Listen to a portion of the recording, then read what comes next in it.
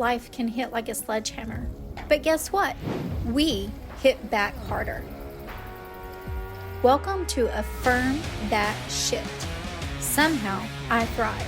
I'm Jennifer Rogers, your no BS guide to turning life's toughest moments into badass victories. Ready to flip the script?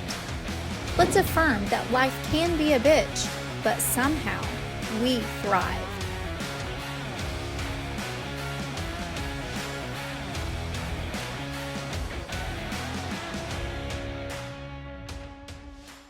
Welcome to today's episode of Affirm That Sh.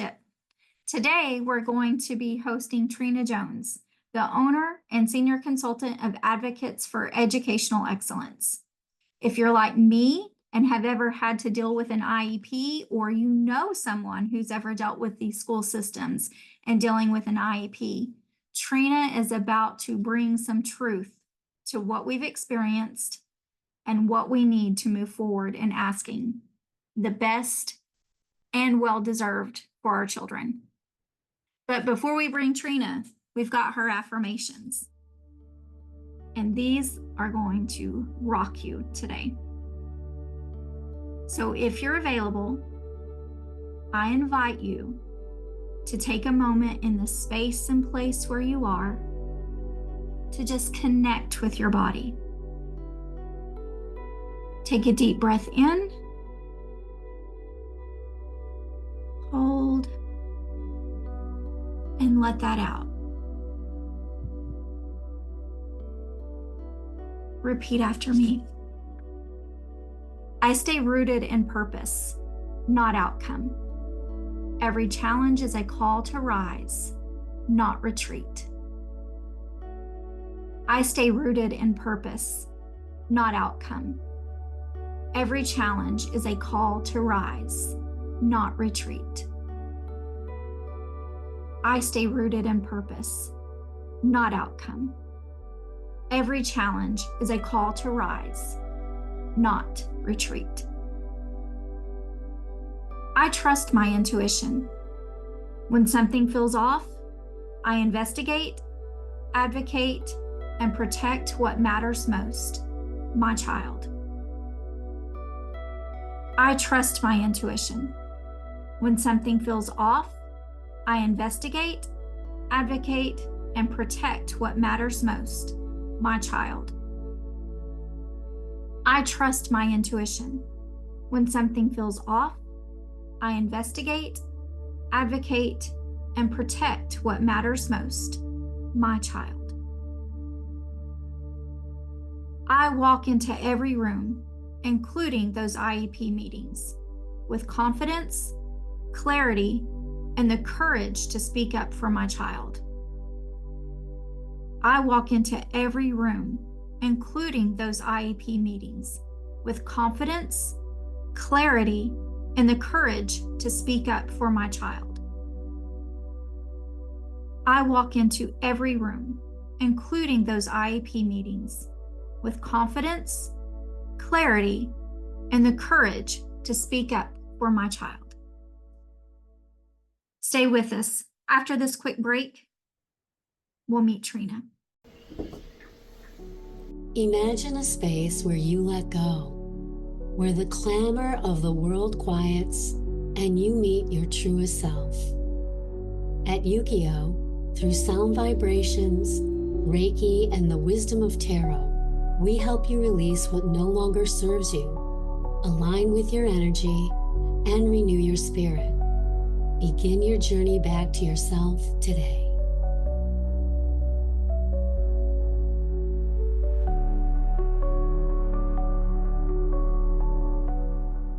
Hello, Trina. Thank you for joining us today on this episode of Affirm That Sh. How are you, my friend? I am well, Jennifer. Thank you so much for having me. I'm ready to affirm that shit today. So thank you. Girl, we are ready to hear it. I know that you've got a story that so many parents can relate with. So let's dive in. Where are you taking us today? I am taking you on my journey through the special education process. For me, my oldest daughter, who is now 20 and off living her fabulous life, it was not an easy journey to make sure that she was successful in school. I remember her starting kindergarten, and I went to the school in this very diverse neighborhood, very prestigious, diverse neighborhood. And I said to the school, so she's dyslexic. And they said to me, "Oh, yeah, ma'am, it's too early for that. Yeah, she's fine. She's just having some behavior meltdowns. It's nothing." And then I started getting these phone calls every day because she was avoiding the classroom. So in kindergarten, this little girl knew that being in the class felt unsafe for her. And when I tell you they called me so much, I stopped answering my phone. I was like, listen, I'm at work, people. I have to work. And you want to call, not once, but all day, all day. And I got to the point where I just stopped answering the calls. And then they started calling everyone on the emergency contact list. So then my family was like, no, Trina's fine. We'll find her. And I'm like, for what? Because the school did not know how or did not choose to deal with her behaviors. So they wanted me to leave work to come pick her up. Now, if you like me, if I don't work, I don't get paid. Mhm. So now you causing some more issues, like this whole ripple effect of things that are taking place now because the teachers did not know how to manage her in the building. And Trina, may I ask, what were her behaviors that she was showing in the classroom? So she would cry, she would scream, she would um, go to the nurse's office. So like she was the kid that had spent so much time in the nurse office. They were like, yeah, she's been to the nurse office like 100 times. And I was like, well, how many days is it in the school year for her to be at the nurse's office 100 times? She would yell, she would push and hit. Now this is just in kindergarten. And so first the meltdowns were more, oh, she just won't stop crying and screaming. I was like, give her 10 minutes, tell her to sit in the corner. She'll be fine. Because eventually she's going to get tired of hearing herself cry and scream. So her meltdowns were like a trigger for them. So before she would even escalate, they were already pretty much done with her. Like, this is it. We're going to just send her, call you to come pick her up. And then sometimes I would get to the school, have a conversation with her, and then she can remain the full day. Or sometimes they were like, no, we really need you to take her home with you. And that became very old, very fast. Right. Just give her that time she needs. Give her some space, give her some grace, all the things that we teach each other as adults in the workplace. And, I think for me, it was very frustrating because I was a young mom. She was my second child. She was a middle baby child. You're trying to work. You're trying to pay the bills. You're trying to make sure you're paying attention to every child in the house. And you're trying to keep yourself mentally and emotionally and physically together. So as you're trying to navigate all these different things, then to constantly get this phone call, and then I'm thinking like, I know she's not the only child that does this. Like, you mean to tell me you've been teaching for 20, 30 years and this is the first time you've ever seen this? Like, ma'am, knock it off. Right, right. Like, yeah, find somebody else with that. Um, and I kept saying to the district, I was like, maybe she's not paying attention because she can't read. They're like, oh, she should know this by now. Everybody, I mean, it was so negative the way they were speaking to me that sometimes I used to have to say to myself, check your gangster before you go in the school building, because they were just so rude and so condescending to me as her mother. So then I started to think, well, if you're doing this to me, what are you doing to her? Mhm. So after 2 years, I'm trying to battle. I believe it's dyslexic, but here it is. I'm a young mom. I don't have a educational background. At least that's what I thought I needed to understand what the behaviors were. And then I found a doctor who did a developmental testing. And then he confirmed what I had said all along was that she was dyslexic with ADHD. And I was like, oh, so I was right. And he was like, yes, you were right. That mother's intuition, My intuition. that advocating, that researching, that speaking up. You have to. You have to. Um, I then remember taking the form to the school, and I'm like, okay, I I have now what you needed to hear from somebody else about my child. So what's the next steps? We did an ETR meeting, which is the evaluation meeting. Came back, she qualified for specific learning disability. And I remember going to sit in my car and I just cried. I cried, I guess, because I was tired, cried that finally you believe me, cried because it wasn't easy at home with her either. You know, Mhm. homework was a nightmare. And I was so frustrated because now we're 2 years in the game. Like she's now like going to second grade. And I'm just like, I've been saying this since kindergarten. Here we are. Now we know what it is and we can get services, but what does those services look like? And And how quickly do we have access to them? correct, correct. Because I think as a parent, I made the mistake, and I know a lot of parents sometimes do, unfortunately, is that we think the school knows better for our children than we do as far as Mhm. education. I thought, oh, she's going to get this IEP and it's going to be great. Yeah, I learned something behind that as well. So when I sat in the car and I cried, I called my grandmother who lived in Texas, and she was this nice Southern strong woman. And I'm crying.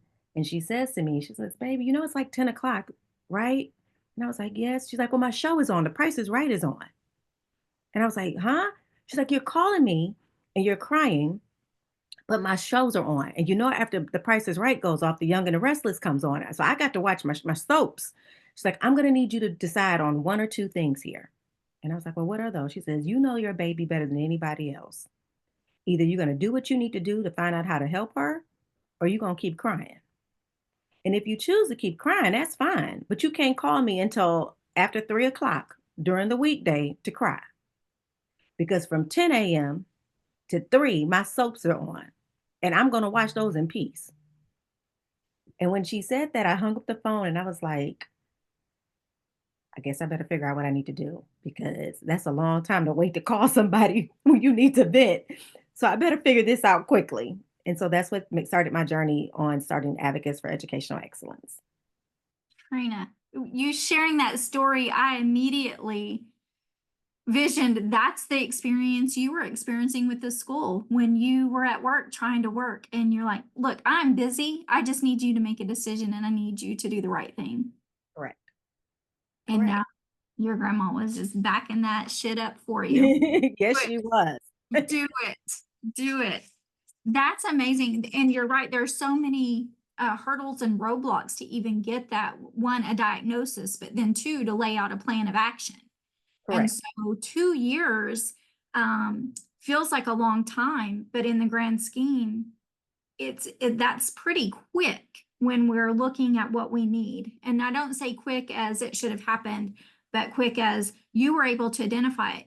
If there had been parents that have no point of reference, don't know to even ask, don't even have that intuition that something's happening with their child, that 2 years could have extended well beyond. And then we've got even more hurdles and things to catch up through. And so I love that you took this passion and turned it into a purpose that you're using today.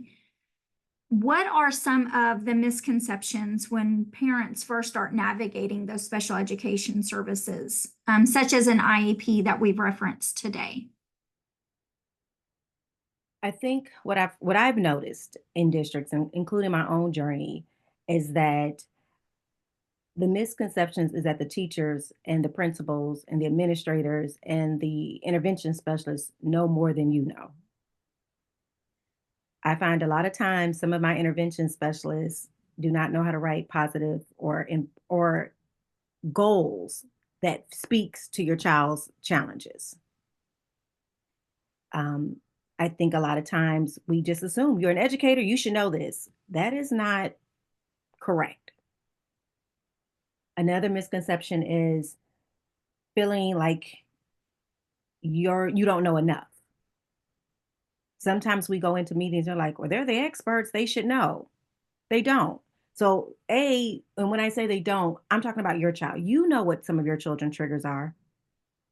You know if your child doesn't like the smell of, onions after lunch or Mm. whatever that could be.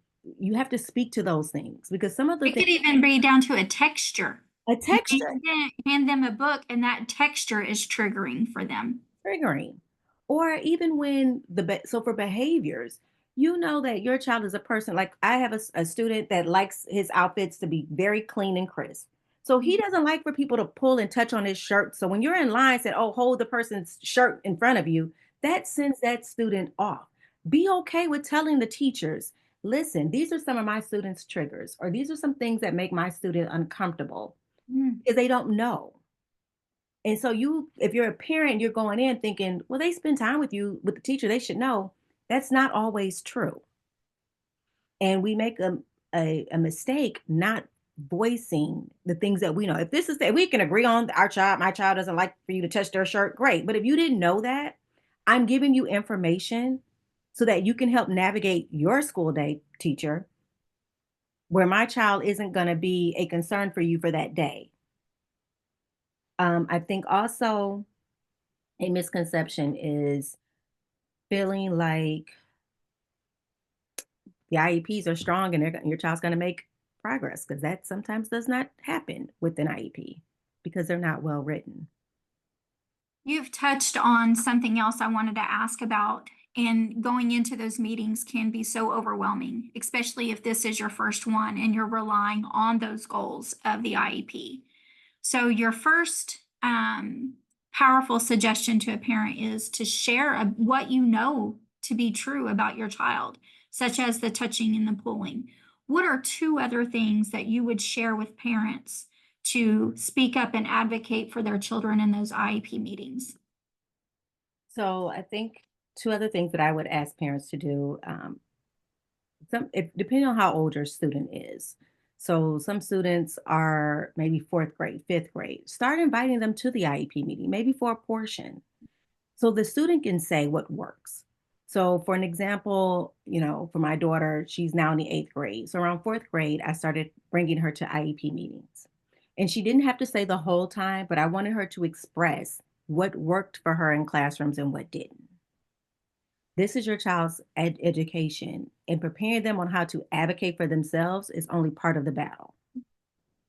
So if your child is like, Mom, I hate when going to math. Well, why do you hate going to math? Well, I don't understand what they're doing. Well, tell me, what do you think would help for you? Or what don't you understand?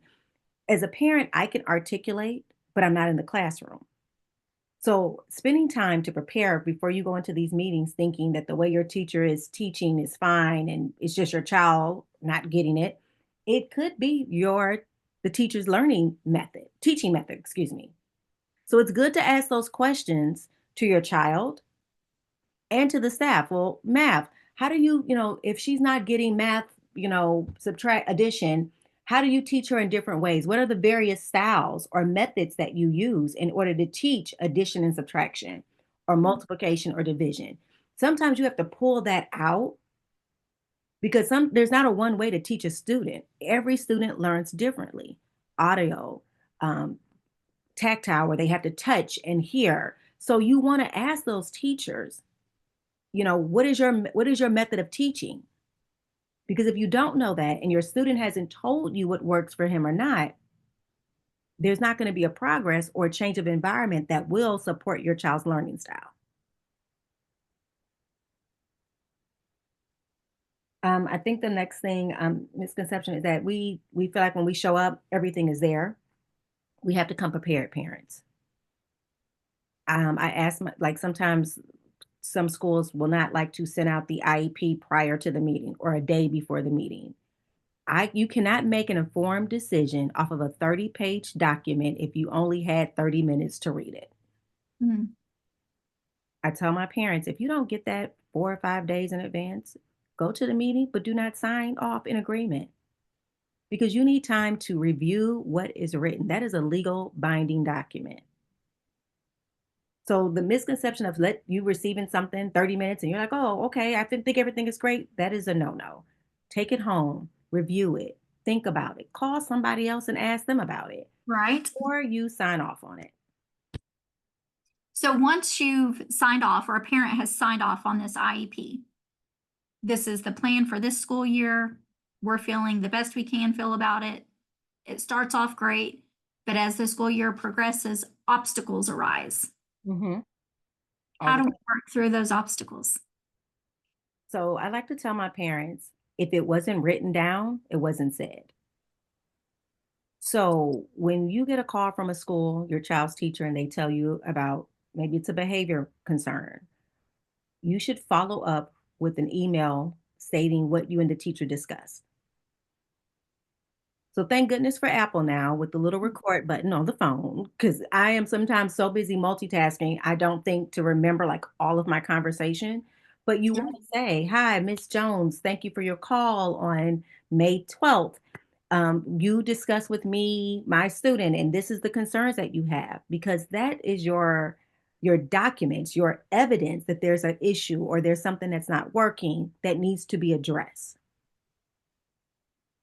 And a IEP is a living document. So if you look into 6 weeks into the district and you're like, yeah, the school year, this isn't working, you can go back to the team and say, I need to change this. I want to talk to you just a moment about grief because this is your second child.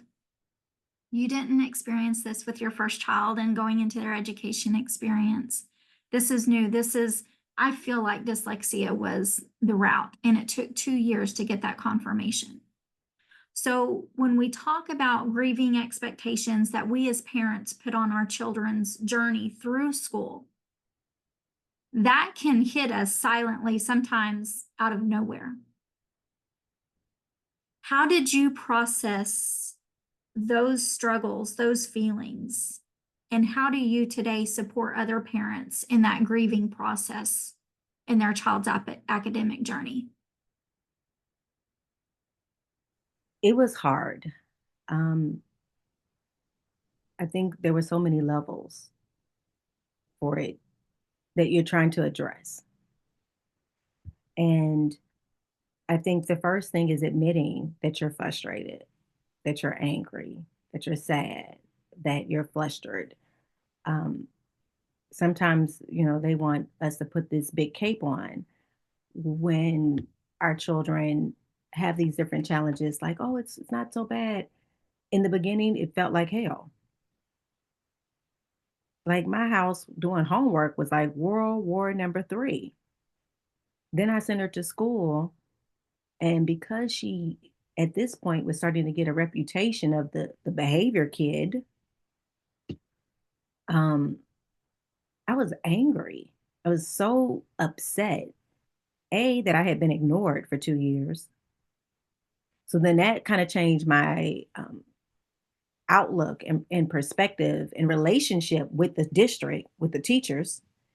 Because it's like every time I go in here, I got to make sure you understand exactly what I am saying. So now I'm kind of like in your face, hey, professionally, but here we are. And then it's like I started to feel like a broken record because I'm constantly repeating. Did you see my email? Did you do this? Did you do that? So it was like having a whole nother job on top of working a full-time job. I was in school to get my degree at that time. I'm parenting at that time. I had a ball of emotions. So one thing I am going to say that I noticed culturally is that Caucasian families talked about what to do in an IEP meeting and the special education process. African American families, which I am an African American woman, we did not talk about it. It was like a shame or a guilt or it's our business type of protocol. So we weren't asking for help among people who may have experienced this. It was like, go home and go through hell, and we'll try again the next day. So for my families, when I learned to be vulnerable and honest about how I felt and what I needed, it started my healing process. And it also helped me to become a better advocate and advocate out of an area of strategic strategy and not emotions. which then led me to be able to be successful in running a business and to helping other families. Those are some things. So know that you do have support. And now, back when my oldest was going through this, there was not a Facebook page that I could go to and put in parents with students with dyslexia or anything like that. It was like the Lone Ranger, like you were by yourself unless you opened up and talked to someone. So join a Facebook group. Um, there's so many different organizations that have different resources and support because you're not alone in this process and you need the support. If you don't have family, build your own family. Reach out to the autism organizations, dyslexia, ADHD. They're out there and they have a lot of information because I promise you, there is a parent or two that have experienced the same journey as you have. And they want to share those resources. That is the most important. It's like it's not a like, oh, this is my information. You can't have any. It's like, no, we'll show you how to do it, which is amazing, which is amazing. And I'm sure there's questions that they answer that a parent has never even thought of or even considered might be a block in their journey. Correct. Correct. And I think also as a parent, writing out your questions, because sometimes you'll meet somebody and you'll forget because your mind is moving so fast doing your own thing that when I had questions, I started to carry like a journal around and I would just jot down my questions or my thoughts or my concerns. And then I would kind of take that back and digest it and start looking for research or start talking to people so that I can get some answers that would help me through the process. Trina, I know as you've shared your story with us today and what led you to creating your Advocates for Educational Excellence, there are going to be listeners and viewers who are walking this journey as we're wrapping up this school year, prepping for the next, that are going to want to connect with you. How can they do that? Sure.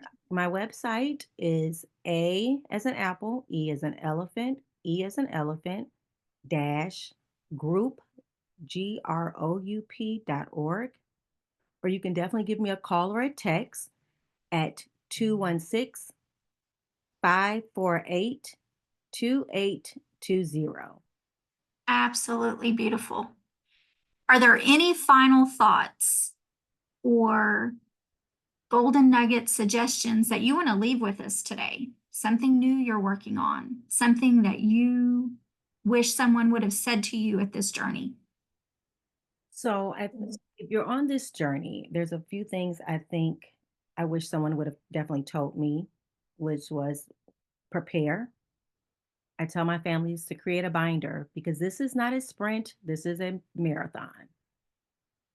So it's not going to be one IEP meeting, two IEP meetings. It's all great. There's going to be an IEP meeting every year until your child comes off of, does no longer need special education services. So get a journal, a binder, I'm sorry, get a binder. And in that binder, put some dividers in it, organize it by grade level. Every email you receive, some work samples, the child's IEP, the child's progress reports goes into that binder.